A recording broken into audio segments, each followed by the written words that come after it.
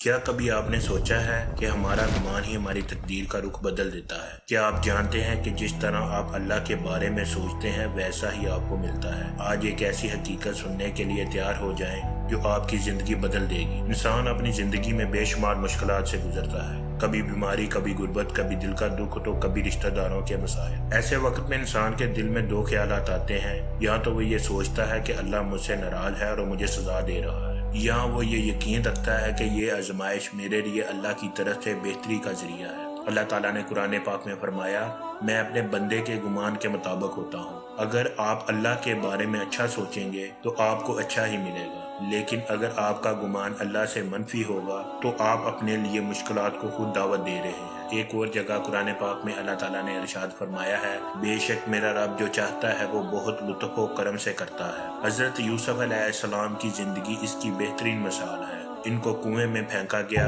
غلام بنایا گیا اور پھر قید کر دیا گیا، لیکن انہوں نے کبھی اللہ کے بارے میں برا گمان نہیں کیا۔ نتیجہ کیا ہوا؟ اللہ نے ان کو مصر کا بادشاہ بنا لیا۔ رسول اللہ صلی اللہ علیہ وآلہ وسلم نے فرمایا، یہ یقین ہی وہ گمان ہے جو ہماری دعاؤں کو اللہ کے سامنے مقبول بناتا ہے۔ جب بھی کوئی مشکل آئے فوراً یہ دعا کریں، اے اللہ میں تجھ سے تیرے بارے میں اچھے گمان کا سوال کرتا ہوں۔ اپنی زندگی کے واقعات کو ایک نئی نظر سے دیکھیں۔ اگر کوئی تکلیف آئے تو سمجھیں کہ اللہ تعالیٰ مجھے بہتر کے لیے تیار کر رہا ہے۔ اللہ کے رحم اور محبت پر غور کریں۔ وہ 70 ماؤں سے زیادہ محبت کرتا ہے، تو کیا وہ آپ کو بلا وجہ تکلیف دے گا؟ ہرگز نہیں۔ دوستو یاد رکھیں، اللہ ہمارا رب ہے، ہماری دعاؤں کا سننے والا ہے، ہمارے دلوں کا حال جاننے والا ہے۔ اگر ہم اس پر اچھا گمان رکھیں گے تو زندگی کی مشکلات میں بھی سکون پا لیں گے۔ آج یہ عزم کریں کہ اللہ کے بارے میں کبھی بھی منفی نہ سوچیں گے، بلکہ ہر حال میں اس کے فیصلے پر راضی رہیں۔ اپنے گمان کو مثبت رکھیں، کیونکہ یہی وہ دروازہ ہے جس سے اللہ کی رحمت داخل ہوتی ہے۔ دوستو آج کا پیغام آپ کو ایک نئے یقین کے ساتھ جینے کا حوصلہ دیتا ہے۔ اللہ کی محبت اور رحمت کبھی ختم نہیں ہوتی،